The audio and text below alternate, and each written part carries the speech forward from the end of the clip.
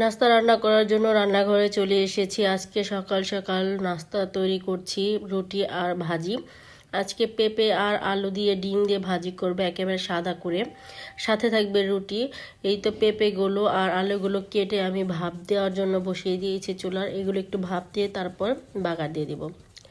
এই তো ভাপ দেওয়া হয়ে গিয়েছে, আলু আর পেঁপেগুলো হালকা সিদ্ধ করে নিয়েছি। এখন শুকনা মরিচ আর পেঁয়াজ দিয়ে পেঁয়াজ আর মরিচগুলো সুন্দর করে ভাজা হয়ে গেলে তারপর আমি এখানে পেঁপেগুলো দিয়ে দেবো, সাথে একটা ডিমও দিয়ে দেবো। ডিম ছাড়াও খেতে ভালো লাগে এভাবে ভাজি করলে, ডিম দিয়ে করলে তো আরও বেশি ভালো লাগে। তো একটা ডিম দিয়ে দিচ্ছি, ডিমটা একটু ভালো করে ভেজে তারপর ভাজিগুলো এখানে দিয়ে দিব।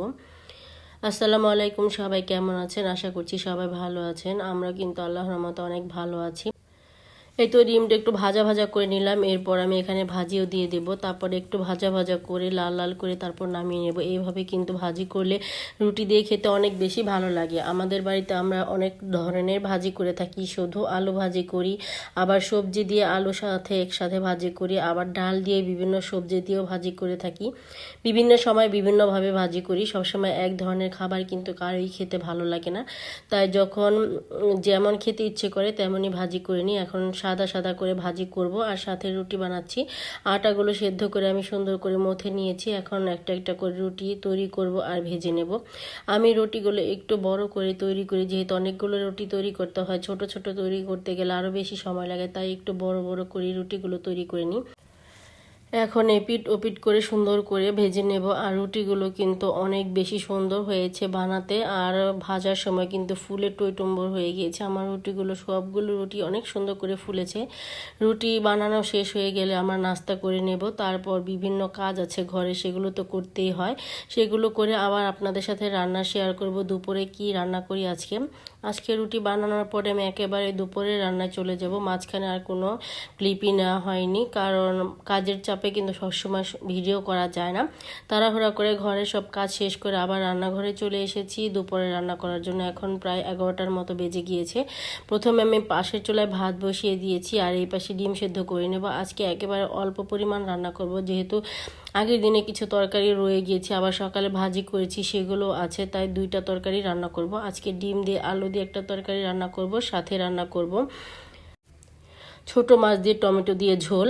আজকে টমেটোর ঝোল আমি কিভাবে রান্না করি তা আপনাদের সাথে শেয়ার করব। ছোট মাছ দিয়ে টমেটো দিয়ে রান্না করলে খুব ভালো লাগে খেতে। এই তো ডিম আর ভাত বসিয়ে দিয়েছি, ডিম সেদ্ধ হয়ে গিয়েছে। এখন ডিমগুলো ছিলে নিয়েছি। প্রথমে আমি ডিমের তরকারিটা বসিয়ে দেব, পরে আবার ডিমগুলো ভেজে তারপর তরকারির মধ্যে দিয়ে দেবো। এখানে প্রথমে আমি দিয়ে দিচ্ছি গোটা গরম মশলা, দিয়ে দিলাম কিছু পেঁয়াজ কুচি। যেহেতু এখানে আমি আলু দিয়ে রান্না করব তাই বেশি পেঁয়াজ দিলাম না, অল্প একটু পেঁয়াজ দিয়ে রান্না করছি।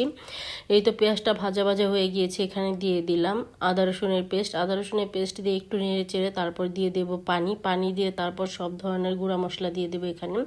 আর ডিমের তরকারি আমরা সব ধরনের গুঁড়া মশলাই ব্যবহার করি, জিরা, ধনে, তারপর হলুদের গুঁড়া, মরিচের গুঁড়া, আদা রসুন সব কিছুই দিতে হয় ডিমের তরকারিতে। একেবারে মাংসতে যা যা লাগে আমি ডিমেতেও সেইভাবে রান্না করে থাকি। এই তো এখানে মরিচের গুঁড়া দিয়ে দিচ্ছি স্বাদ অনুযায়ী, আমরা যেমন ঝাল খাই সেই পরিমাণই দিয়ে দিলাম। তারপর দিয়ে দিলাম ধনিয়ার গুঁড়া, তারপরে দিয়ে দিলাম হলুদের গুঁড়া, দিয়ে দিলাম স্বাদ অনুযায়ী লবণ।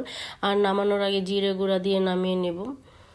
এই তো মশলাগুলো দিয়ে দিচ্ছি। এখন ভালো করে কষানো হয়ে গেলে তারপরে এখানে আমি আলু দিয়ে দেব। আলুর সাথে কিন্তু একটা টমেটো দিয়ে দিচ্ছি, এতে কালারটা খুব সুন্দর হবে আর খেতে একটু টকটক লাগবে, খেতে ভালো লাগবে, সেই জন্য টমেটোটা দেওয়া। আর টমেটোর সিজনে প্রায় সব তরকারিতে কিন্তু টমেটো দেওয়া হয়। এই তো টমেটোটা একেবারে সুন্দর করে গলে গিয়েছে। এখন আমি এখানে আলু দিয়ে দেব। আলুগুলো দিয়ে তারপর সুন্দর করে কষিয়ে তো পরিমাণ মতো ঝোলের পানি দিয়ে দেওয়া হবে। আলুগুলো একটু পানি দিয়ে সুন্দর করে কষাতে হবে, যেহেতু এগুলো শক্ত তরকারি কিন্তু একটু সময় নিয়েই কষাতে হয়।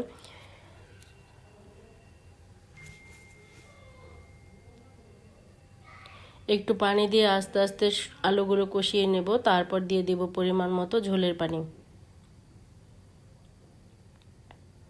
এই তো দিয়ে দিলাম পানি। এখন ঢাকনা দিয়ে আস্তে আস্তে আলুগুলো কষিয়ে নেব। আমার ব্লগগুলো যদি ভালো লাগে অবশ্যই আমার ফেসবুক পেজটা ফলো করে দিবেন আর ছোট্ট একটা কমেন্ট করে দিবেন, তাহলে কিন্তু আমার নতুন নতুন ভিডিও করার আরও উৎসাহ জাগবে, আরও ভালো ভালো ভিডিও করার জন্য সাহস পাবো। এই তো আলুগুলো কষানো হয়ে গিয়েছে, এখন দিয়ে দিচ্ছি পরিমাণ মতো ঝোলের পানি। যে আমরা তরকারিটা একটু ঝোল ঝোলই রাখি, সেজন্য একটু বেশি করে পানি দিয়ে দিলাম। আলুগুলো সেদ্ধ হয়ে গেলে তারপর এর মধ্যে ডিম দিয়ে দেব। আর ডিমগুলো কিন্তু ভাজা হয়নি, আলুর তরকারিটা নামিয়ে দিলাম। এখন ডিমটা ভেজে তারপর আবার তরকারি দিয়ে দেওয়া হবে। ডিমগুলো ছিলতে একটু সময় লেগেছিল, তাই সেজন্য আমি তরকারিগুলো কষিয়ে নিচ্ছি, তার পাশাপাশি ডিমগুলো ছিলে নেওয়া হয়ে গিয়েছে।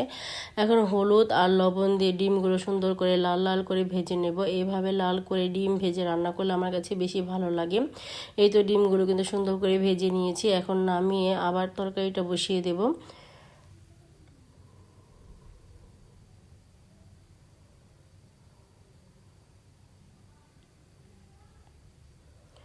এই তো এখন ডিমগুলো দিয়ে দেব, ডিমগুলো দিয়ে কিছুক্ষণ জাল দেব, তারপর জিরে গুঁড়া দিয়ে নামিয়ে নেওয়া হবে। আলুগুলো সব সেদ্ধ হয়ে গিয়েছে, ঝোলটাও কিন্তু অনেক বেশি কমে গিয়েছে, আর একটু জাল দিয়েই তারপর নামিয়ে নেওয়া হবে।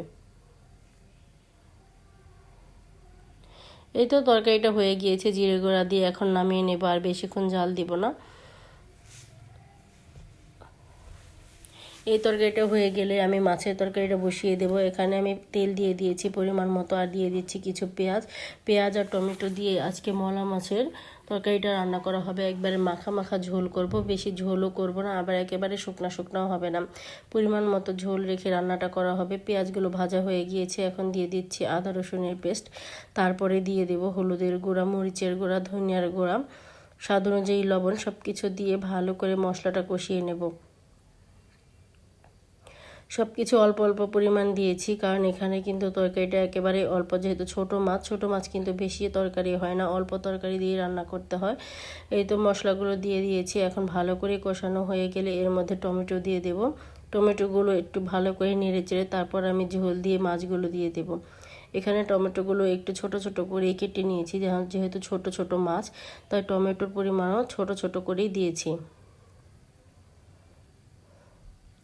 সাথে মাছগুলো দিয়ে দিলাম, হালকা দুই একটা নাড়াচাড়া দিয়ে তারপর দিয়ে দেব ঝোলের পানি, তাহলে মশলার মধ্যে কিন্তু মাছগুলো সুন্দর করে মিশে যাবে। এই তো হালকা একটু নেড়ে চেড়ে দিলাম, এখনই ঝোলের পানি দিয়ে দেব, নাহলে কিন্তু মাছগুলো পরে আবার লেগে যাবে, লেগে গেলে কিন্তু সব ছোট মাছ ভেঙে যায়। ছোট মাছ সেদ্ধ হতে বেশি সময় লাগে না, মাত্র 2-1 মিনিট হলে কিন্তু ছোট মাছ সেদ্ধ হয়ে যায়। এই তো দিয়ে দিলাম পরিমাণ মতো ঝোলের পানি, এখন এই ঝোলটা শুকিয়ে তারপর নামিয়ে নেব। হালকা হালকা ঝোল থাকবে, বেশি ঝোলও থাকবে না, আবার একবারে পুরা পুরাও হবে না। একটা ঢাকনা দিয়ে ঢেকে কিছুক্ষণ জাল দিলে কিন্তু ছোট মাছটা হয়ে যাবে। এই তো ছোট মাছের তরকারিটা হয়ে গিয়েছে, এখন নামিয়ে ঘরে নিয়ে চলে যাব। সব কিছু রান্নাবান্না শেষ, এখন বাহিরের যেগুলো কাজ আছে সেগুলো গুছিয়ে ঘরে চলে এসেছি। এই তো আমার ছোট মাছের তরকারি, দেখতে কেমন হয়েছে অবশ্যই কমেন্ট করে জানাবেন। আর সাথে ডিম আলুর ঝোল, ডিম আলুর ঝোলটা কিন্তু খেতে অনেক বেশি মজার হয়েছে, সাথে টমেটোর তরকারিটাও। এখন আমরা দুপুরে খাবার খেয়ে নেব। আজকে এ পর্যন্তই, সবাই সুস্থ থাকবেন, ভালো থাকবেন, আল্লাহ হাফেজ, আসসালামু আলাইকুম।